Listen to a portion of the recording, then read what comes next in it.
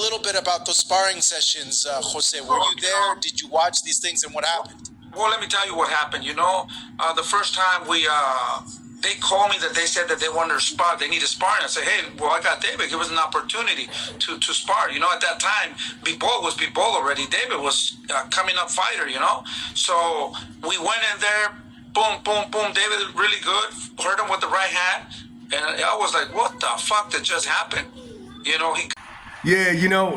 Sometimes people just don't learn boxing, family. They just do not learn. What is going on, y'all? It is your boy Martin, aka the Boxing Purist. Now, as you guys just saw the little clips of the little interview with Ruben Gallegos, I believe is the guy's name. You got Jose Benavidez Sr. talking, and he does that really good. He does that really good. Now, I want to see if you guys caught something on this. Now, just so y'all know, this has nothing to do with David Benavidez, other than he is responsible for the stuff that his team says, and that goes to anything, right? They represent you. They're going to hold you accountable for the things said. Now, we understand as boxing fans that, okay, he didn't say it, but his team is saying it, and he's allowing it to be done. Right? Now, many of y'all may say, oh, that's his pops, this and that. Listen, I'm just talking about how it works like in the business sense, right? Kind of like your job, right? If you got a job and you're out wilding, doing crazy stuff, and you happen to be wearing that shirt of whatever place that you work for, and you're doing crazy things outside of work, you're now representing them in a really bad way, and you will be held accountable by your team, or at least you should be. So recently he was doing an interview, right? And they were talking about the Dmitry Bivol fight, and pretty much the question asked, they finally got there, does Senior think that Bivol was ducking David Benavidez, the Mexican monster, right? And of course his response was, he believes that yes, he is ducking him, right?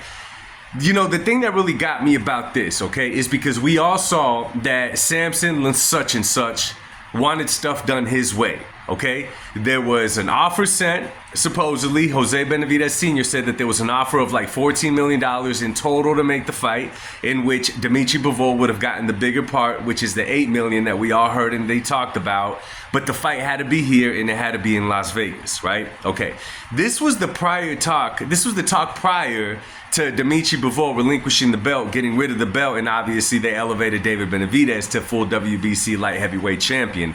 And the conditions were that they were supposed to fight in Las Vegas. T-Mobile Arena, they wanted it here. They were going to set a timeline on April 8th. It was going to go to a purse bid, and Dmitry Bivol got rid of the belt before that. Well, we all know the conditions of fighting here in the States. However, in this interview, Jose Benavidez Sr. went to say that they don't care where the fight happens, that they'd even go to Dmitry Bivol's backyard.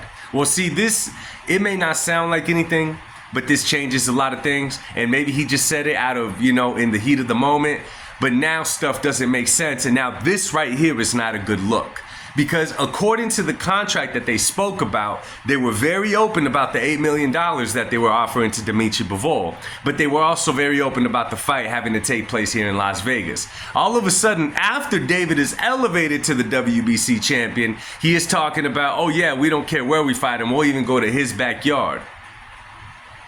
Y'all see the sketchiness of this? Y'all see the sketchiness of this. Now, let me tell you guys something, man. A lot of you guys, you don't quite get it, and it's okay. I'm going to try to break it down to you again. You don't quite get it, okay? Certain guys, okay, when you talk about a Canelo, Dmitry Bivol is he's not a high payday guy to fight him. He's a big name right now. He's coming off some great wins. He's had a great career, right?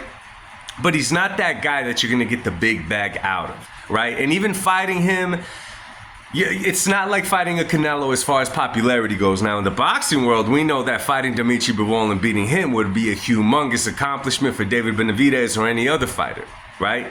Nonetheless, you got to understand when you're messing with brands here. You got to understand when you're making with brands and the way that you're talking.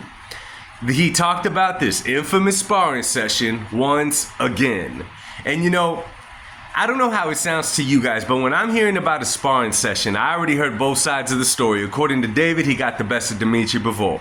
According to Dmitry Bivol, he was in there in sparring, working on a certain aspect of his game, not necessarily a fight with headgear on and protection on. It wasn't a fight, it was sparring, right?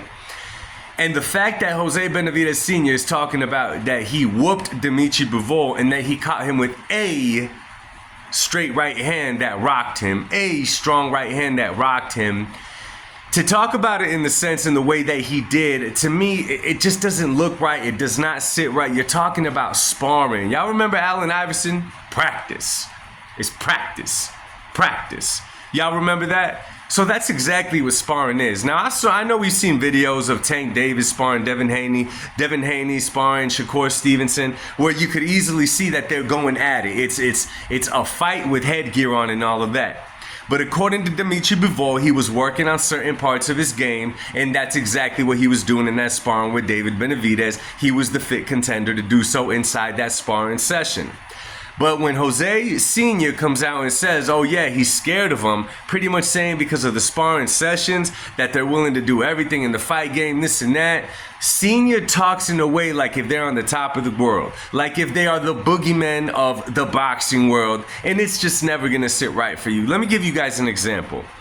What if I came on here and said, right, I'm a very small boxing channel, but if I came out and said, hey, Showbiz, you know, big shout out to Showbiz, which has a huge following. He's doing huge things, interviewing Canelo, DAZN, he's doing it all, right? We're going to see him on TV a lot more. If I were to say Showbiz doesn't want me because he's this, this, and that. He doesn't want me on the show because he's scared that I'm going to take all his people. He's scared that I'm going to take all of his subscribers. He's scared that I'm going to take his place at DAZN. What would you guys feel about that when somebody talks like that? Yeah, it's not a good look. Now, a lot of you guys want to say, okay, that's why you go and you close their mouth and you beat them up. So he's going to go put me on his channel, debate me on whatever, have me on or whatever, and still give me that much fame? It's not how it works, y'all. It's not how it works. These are the kind of comments and these are the kind of interviews, though, right, that give people a bad taste about Team Benavidez, all right? Hate it or love it, that's what it is. That's how I feel about it. Nonetheless, drop it in the comment section. I want your guys' opinions and your thoughts on what Jose Sr. said on this interview. Much love. God bless y'all. Peace.